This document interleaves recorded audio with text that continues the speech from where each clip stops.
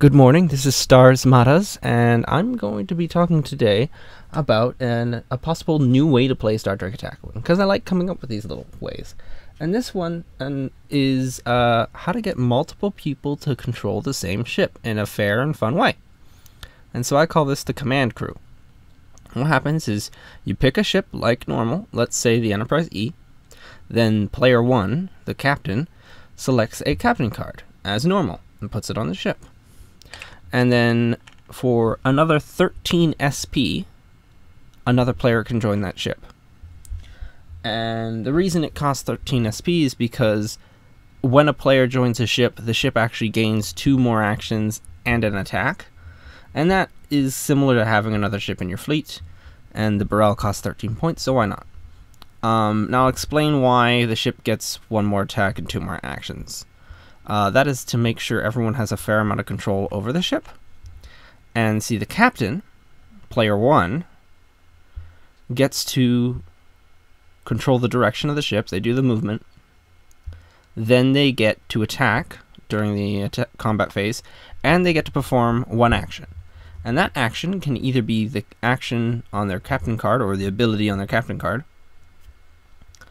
In this example, since we're using Jean-Luc Picard, they can get the free action from him, as well as their normal action. And their normal action has to either be the action bar or their ship's text.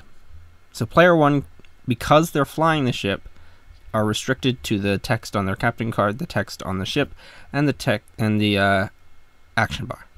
They do not get to use the upgrades. I mean, they can use them passively, but they don't get to use any action headers for the upgrades. Instead, that goes to the command crew.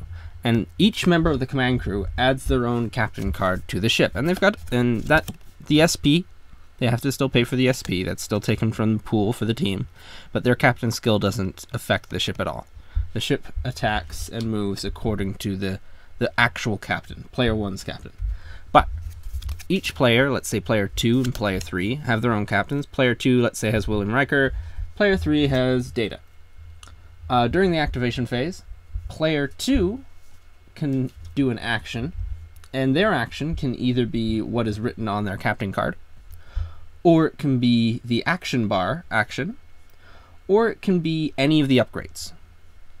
But it can't be the ship action, and it can't be the action that is written on any of the other captains. And they actually get 2 actions.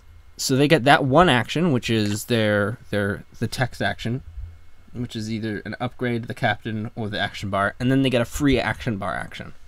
And that's to balance out the fact that they don't get to steer the ship. And so a ship with 1 player has a single attack, a single action, and a single movement. A ship with 2 players has 2 attacks, 3 actions, and a movement. A ship with 3 players has 3 attacks, 5 actions, and 1 movement. So it starts to become this big, like, it really does feel like a hero ship. At least that's the intention. I haven't been able to test it out, because usually when I test things out, I test them out on my own. But I can't really quite test this one out on my own, because I want to see how well it actually feels to have multiple people flying 1 ship. And so this Sunday, hopefully, I'm hoping to... It might be this Sunday, maybe this Saturday, I'm not quite sure. Probably this Sunday, maybe Monday. I would like to run the Destroy the Scimitar mission. Probably with the Enterprise E, just for the sake of it. And see if I can get some people to join in, and we can all form a command crew. And try this thing out. So if you're interested, just let me know. Oh, and someone's probably going to ask about this, so I'll just add this now. If there is an upgrade that says you cannot perform any free actions this turn, that ability is triggered after everyone else has done their turn. And if 2 people have decided to do like a similar card ability that has that effect, both of those card abilities essentially happen simultaneously at the end, and they do not cancel each other out.